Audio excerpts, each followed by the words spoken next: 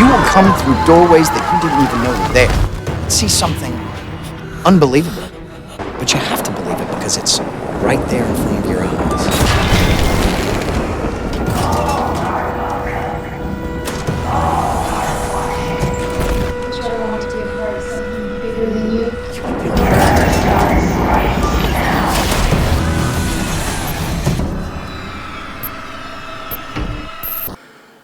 Oh, the algorithm is gonna love this one.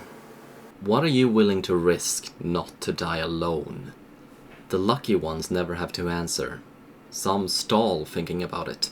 And for some it's never enough. Such as in today's story brought to life by Johannes Roberts, where we see just how tragic the price may be. Hello.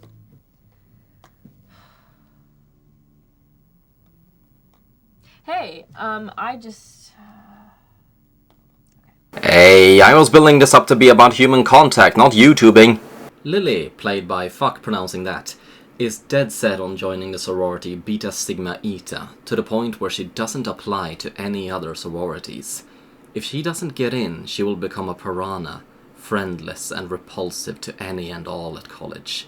It's as good as betting her whole life on this one chance at sisterhood, friendship, and acceptance. Yeah, I know what a suicide bit is, Helen. I'm not stupid. She's not telling you, she's telling me and other outsiders looking in.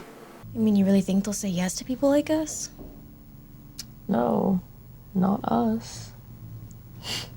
Bitch, you can't be included by some people without excluding other people. Now piss off, mommy's leaving you for roadkill. So yeah, newsflash, the entire sorority concept is vile and only appealing to vile people, including Lily, who have the absolute chesticles to dump her girlfriend just to become a Texas Christian University soul sister. In Sweden, we have the common courtesy of not excluding people based on what way they think they're better than everyone else. We go by the plot of dirt they fell down on. They're called student nations, and if you think the sorority system is messed up, I suggest you come over, we can teach you a thing or two. The camera cuts to a distant night, where Lily and the girls of Ligma Dirty Yaya have partied beneath the stars, getting the feel and fit for one another, getting to know if she really fits within their sorority. An exclusive club has to weed out the ill fit, and what sorority would forego the basic flame test? A simple, uncomplicated hazing ritual, the very one the legendary Guillotine killed herself trying to win. Guillotine was a pretty young freshman who went here to TCU maybe 20 years ago, and they told her that in order to be a part of their sorority, she had to spend the night buried in a coffin. Emphasis on buried in a coffin. And she was left buried for a whole week, and when they finally dug her up, she was gone. What happened to her? No one knows.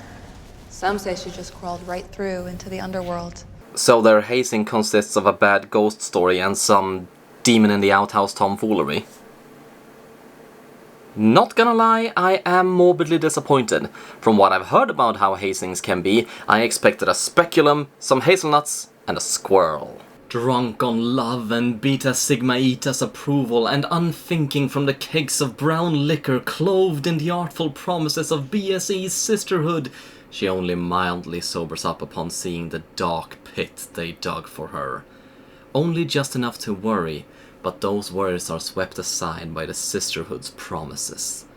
A bell to ring for when she forfeits the challenge. A camera to capture her every struggling moment. A box of bravery to be opened when she might fail, and a promise by friends as sincere as the shirt they gifted her, where the front shines with Beta Sigma Eta and the back whispers suicide bid. A promise to dig her up as soon as she gives in, with the understanding if she does, she will forfeit the challenge and choose life before their sisterhood. BSE! BSE! BSE! BSE! Join our cult. We have cookies. Deep, no, small, calming breaths. Low heart rate, keep still. Don't panic, it's all for show. They're not gonna leave you down here. They're not gonna leave you down here. They're not gonna leave you down here. Again and again Lily repeats this lie to herself, convincing herself of it, clinging to it, drowning the cold, slimy terror inside it, until, little by little, the most insane smile begins to bare her teeth. Oh, Helen, if you could see me now. I can't explain just how it feels, the thought of my premature burial inside this oblong box of lie, with the hopes I'll be buried alive. It's not working. She can't convince herself of it, that there might not be some truth in the story of Geltine, that they'd leave her down there, because she's not like them. Gingerly, she touches the rope to the bell, and then snaps her finger back. She won't give that bitch the satisfaction of knowing they're the same. Sad and alone every Friday night, wishing a boy, any boy, would ask you out. But I'm not like you. Wait, so she and Helen wasn't a couple? Well then, what exactly was Helen's issue saying they don't accept girls like us? I mean, Helen encouraged Lily to apply to several sororities, so she clearly had no issue with sororities themselves, or working to be included, so did she just not want Lily to party, meet boys, have fun, and do everything that makes life worth living? Well, that's her issue! You go, girlfriend! Team Lily all the way! No, she will not live her life in fear. She will lie here for one night and that will be it. That is what she tells herself, until she hears a knock. And another. And scratching as if by bony fingers. She grabs the rope but she doesn't pull it. No, not yet. She still has the box of bravery. The little chest they told her to open only before she pulled the rope.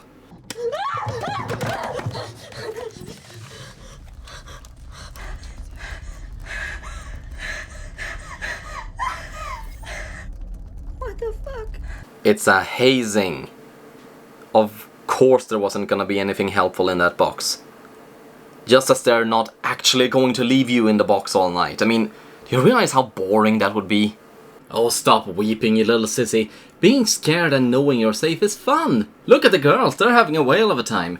It really is funny how much fun you can have with a box and a stick. Really, it's the best. And when Lily finally rings the bell, it sounds like victory! With the coming thunder, it sounds like music, and the girls dance hand in hand through the falling rain like maidens on a Sunday, like children playing in the grass, and like ravers in a club, especially with the rain and flashing lights. If they find out we're doing a hazing prank, we'll all get expelled. Look, my dad will kill me. No one's getting expelled. We'll hide and we'll come back later. I think you're forgetting something important. But what about Lily? I said we'll come back later. They rabbit. Without a thought for their helpless victim, they scurry far and aimlessly away from the scene, leaving what for all the world would look like just an open grave, yawning wide for the falling rain. At the bottom of the pit, despairing at the miserable fate she jumped headlong into, Lily turns to the camera and begs Helen for forgiveness. She was her only real friend and she treated her like dirt. And she was so stupid. I don't know why I thought I could fit in with those girls. I don't know why I even wanted to. Because they seem to already have everything everyone wants from life. Confidence, freedom, adoration, fun. I mean, you know, I'm proud of you for rejecting the whole I can't live life until I've earned it mentality. I wish I'd done that when I was your age. I mean, you're gonna die for it, but it's not your fault, it's the offer. A new sound wakes her curiosity. Not a knock, not a rasping. Creaking. As if a great weight has begun settling across the box. And then, a trickle by the side of her head. Muddled water slithers inside and her panic rises with the waterline. The spring turns into a flood as the wood splinters and showers the agonized Lily, screaming, pleading to God, to BSE, to Helen, to anyone for help, to please get her out, please don't let her die like this, someone, anyone, help! And yet she hangs on to the camera, giving us a very good view of everything that is going on.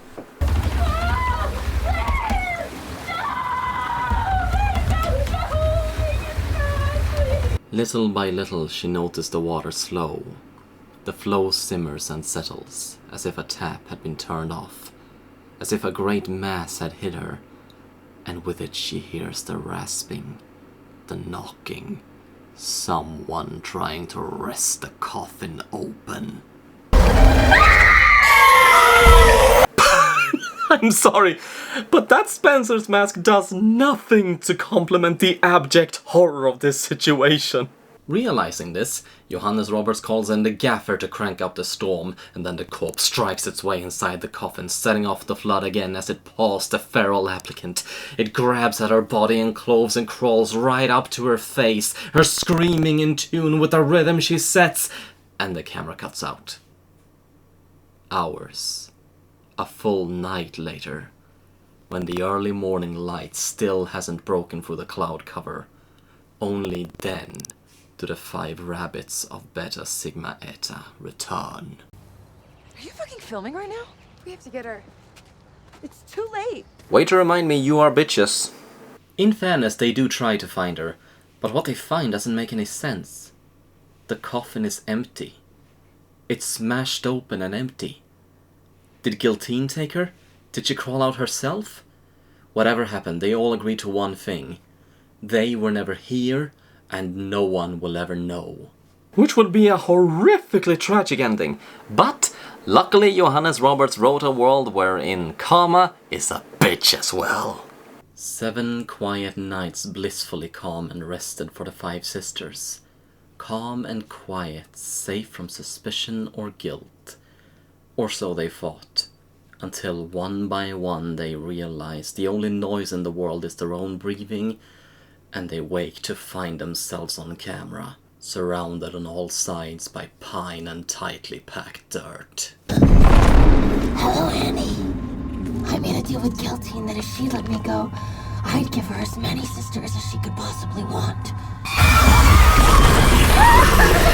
But you're zombified. So she didn't let you go.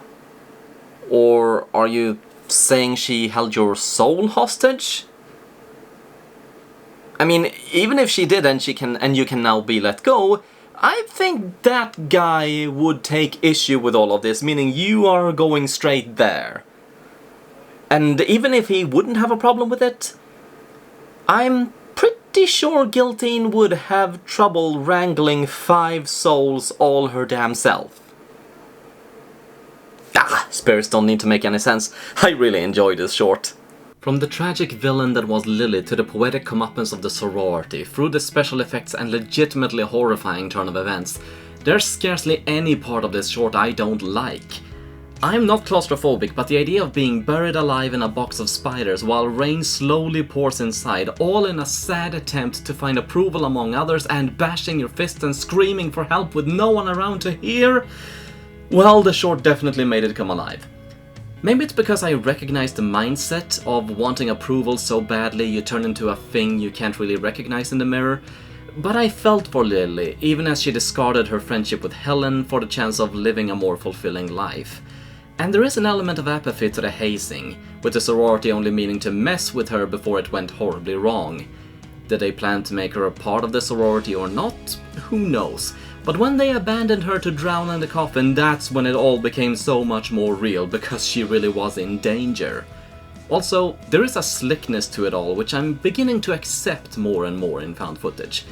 It used to be, for the footage to look believable, it had to be janky and sepia-toned, but today, with automatic color balancing, anti-shaking software and high-end microphones, and really none of that stuff should be present considering it's supposed to be set in 1999, but with the story so clearly structured and staged, I don't mind it also looking good. So despite looking fake, it still places you in the middle of the action of a very empathetic story that I kind of want an extra day to try and really capture. I'd say the weakest part of the story is the monstrous makeup and effects. I grew up with Poltergeist. I know what decayed and dried bodies in a pool are supposed to look like. and it was very clear there was a lot of paint and a lot of rubber involved in bringing the dead to life.